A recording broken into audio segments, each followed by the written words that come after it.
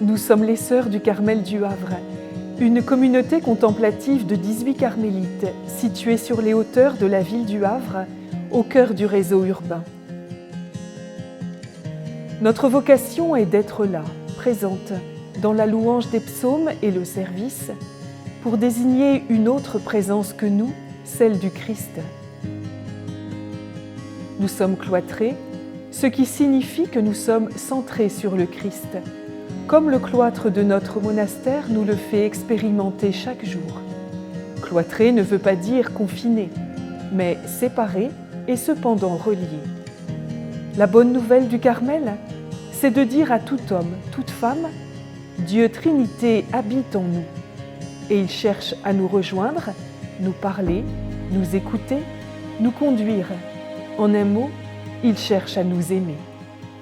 Nous portons déjà dans notre prière la préparation des assises nationales des EDC au Havre.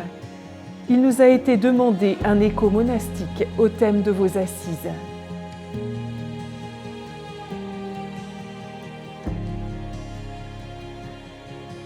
C'est un thème qui a résonné d'emblée pour nous avec la Bible.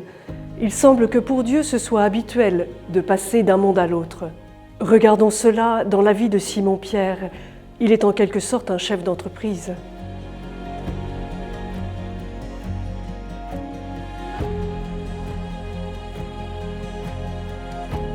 Jésus rejoint Simon-Pierre dans une vie pleine de soucis. Sa belle-mère est malade, il n'a pas pris de poisson cette nuit-là. Pourtant, ce qui marque Pierre dans cette rencontre, ce n'est pas tellement que Jésus guérisse sa belle-mère et rende la pêche abondante, mais c'est de découvrir sa vocation profonde. Et qui est Jésus? Comment Pierre est-il passé d'un monde ancien à un monde nouveau? Jésus le rejoint là où il en est et l'invite à aller plus loin. Simon-Pierre embarque alors avec le Christ. Il part en formation sur les routes de Galilée pour devenir disciple puis apôtre. Pierre découvre que s'il conduit, il est aussi conduit. Et cette conduite de Dieu va devenir progressivement sa sécurité. C'est ce qu'on observe quand Pierre traverse les événements de la Passion-Résurrection. Dans la cour du grand prêtre, à 3 reprises, Pierre dit ne pas connaître Jésus. C'est à cet instant-là que Jésus pose son regard sur lui. Pierre sort alors et s'effondre en larmes. Il n'a compté que sur ses propres forces. Son monde s'écroule.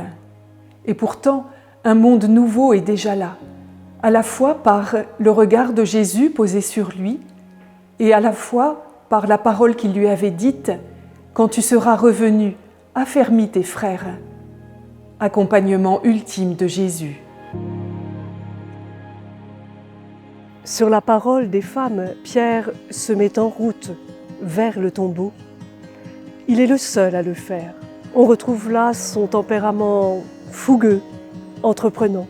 Il découvre le tombeau vide. Une nouvelle fois, il est invité à passer d'un monde à l'autre.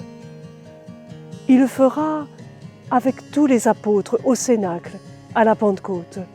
Désormais, comme Jésus, Pierre enseigne et guérit. Les chemins d'espérance que Jésus a ouverts sous ses pas l'ont transformé, et c'est à lui maintenant d'agir en espérance. Il dit au paralysé de la belle porte « Je n'ai ni or ni argent, mais ce que j'ai, je te le donne. Au nom de Jésus le Nazaréen, lève-toi et marche. »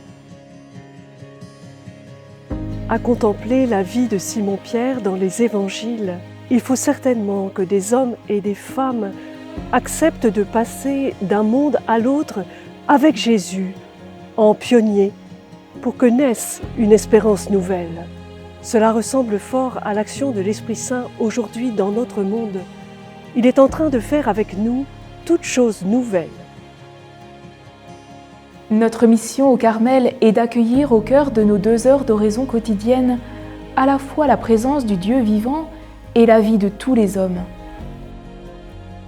Du 18 au 20 mars prochain, vous êtes les bienvenus dans notre prière.